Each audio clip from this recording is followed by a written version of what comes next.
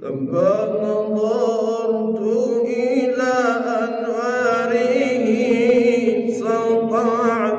وضعت من خيفتي كفي على بصري مولاي صل وسلم دائما أبدا على حبيبك خير الخلق كلهم خوفا على بصري من حسن صورتي فلست أنظر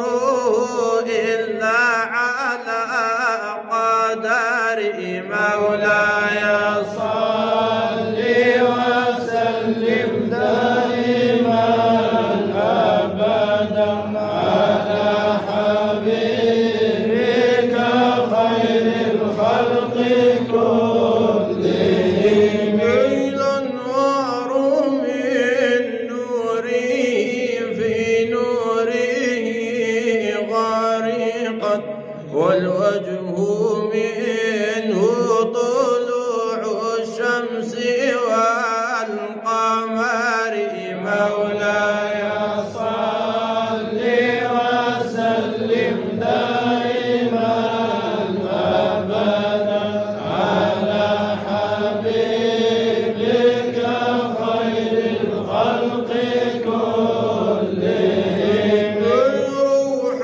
من النور في جسم من القمر كحلة أسجت بالأنجم الزهور مولاي صل وسلم دائما أبدا على حبيبك خير الخلق كلهم لو لم تكن فيه آية مبينة لكان منظره يغني عن الخبر مولاي صل وسلم دائما أبدا على حبيبك خير الخلق كلهم خوفا على بصري من حسن صورتي فلست أنظر إلا على قدري مولاي صل وسلم دائما أبدا على حبيبك خير الخلق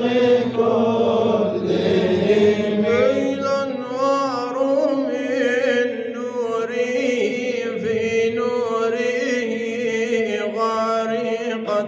والوجه منه طلوع